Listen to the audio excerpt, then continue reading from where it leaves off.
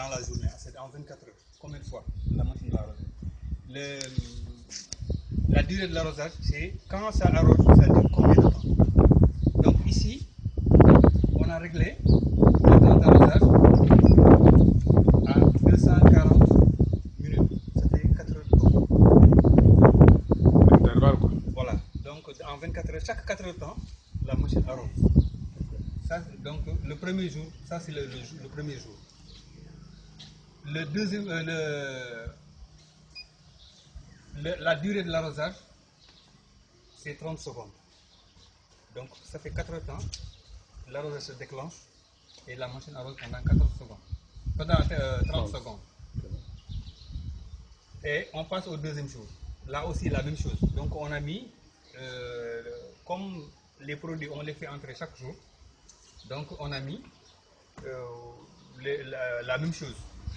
Le deuxième jour encore. Voilà, intervalle 4 heures de temps et la durée de l'arrosage est de 30 secondes. Le quatrième jour, le cinquième jour, même chose.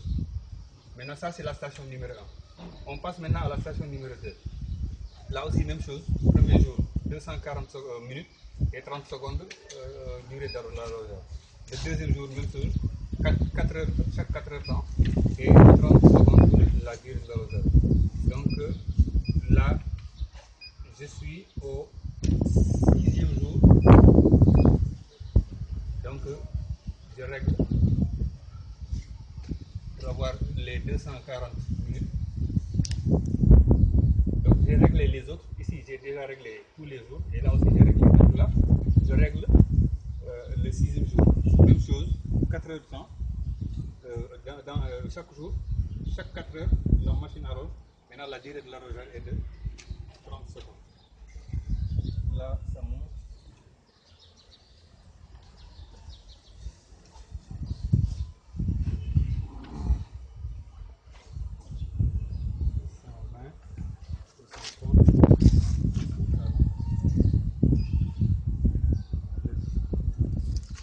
La durée de l'arrosage est de 30 secondes. Voilà.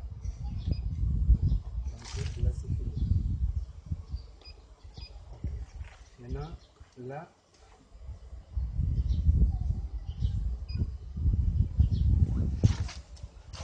la température à l'intérieur.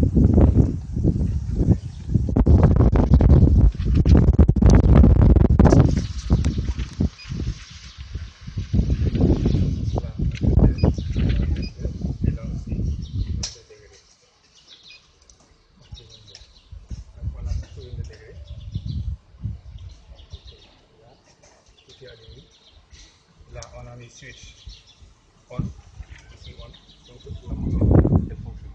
Donc normalement chaque 4 heures de temps la machine va arroser pendant 30 secondes. Mémoriser maintenant. Elle mémorise, c'est-à-dire que quand on arrête le réglage, on arrête, il fait la mémorisation. Maintenant il peut arriver qu'il y ait des troubles, qu'il y ait des problèmes. Donc là on appuie setup pendant 5 fois et il fait apparaître le chiffre 55. On augmente 55, donc on va jusqu'à 66. Arrivé à 66, il réinitialise l'appareil.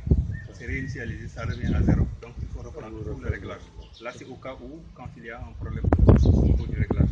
Donc le système, comme on dit, donc il y a le climatiseur. Ça c'est pour la température d'ambiance à l'intérieur.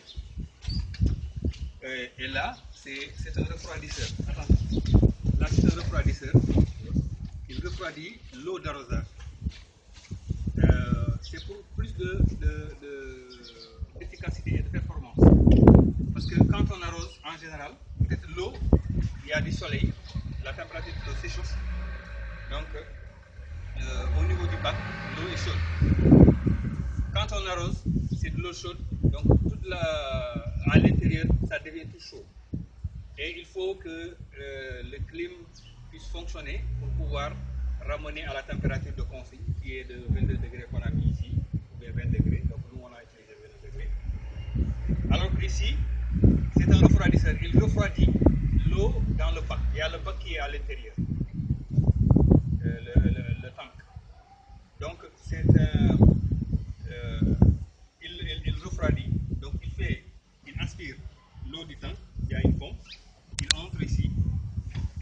l'appareil refroidit. Jusqu'à il y a une température de consigne. Donc, et il ramène l'eau refroidie. Donc, il brasse tout le temps l'eau jusqu'à atteindre la température de consigne, les températures qu'on a fixées. Une fois ces températures sont atteintes partout et l'eau, l'appareil s'arrête automatiquement. Parce que déjà l'eau a la température voulue. Maintenant, ça reste un peu longtemps, ça se réchauffe un peu, il se déclenche aussi automatiquement et il refroidit encore l'eau d'arrosage. Donc, ce qui fait que quand on arrose, on a la température d'ambiance, la température de l'eau et la température de la plante seront les mêmes. Donc, pratiquement, tout est inerte, rien ne fonctionne. Jusqu'à ce qu'on ouvre les portes ou bien jusqu'à ce que quelque chose se passe qui puisse réchauffer l'ambiance ou bien qui puisse réchauffer l'eau pour qu'il redémarre pour encore refroidir l'eau. Là, c'est un compresseur, lui, il régule l'ozone. En fait, c'est l'eau qui est mise au niveau de la plante, c'est un peu pour l'écologie, pour comprendre. Donc, toutes les impuretés, lui, il aspire et il fait un filtrage et il rejette dans l'atmosphère que de l'oxygène, donc le gaz carbonique qui sort de l'intérieur. Parce que vous savez que la plante, elle a deux cycles, c'est-à-dire ce qu'on appelle la photosynthèse et la respiration.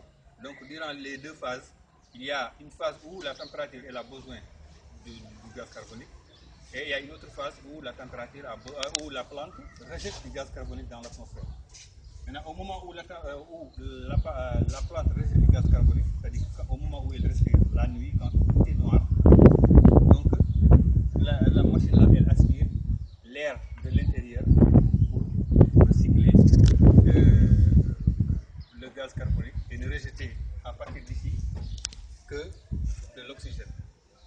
Donc pour pouvoir un peu pour la protection de la couche de l'eau.